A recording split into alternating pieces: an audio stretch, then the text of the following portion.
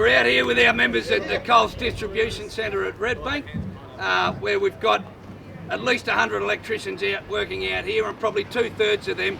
Guys, how many of you are working under labour hire?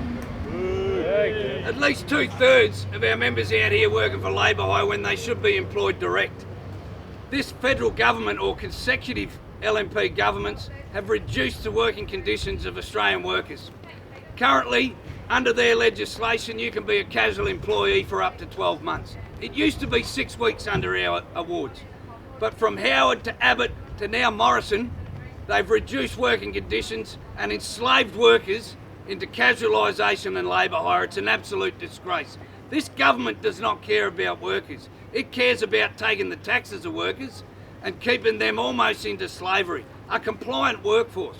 If you're working for labour hire and can be sacked within an hour's notice, you're not going to speak out about safety or your wages and conditions because you won't have a job. There's only one way that we can get rid of casualisation in Australia, permanent labour hire in Australia, and get it back to casuals being employed for a maximum of 3 months before being offered permanent employment, and that's to get rid of the LNP government. Get rid of this clown Morrison and put a Labor government in place that we can then hold to task to make sure that they make the changes that are needed.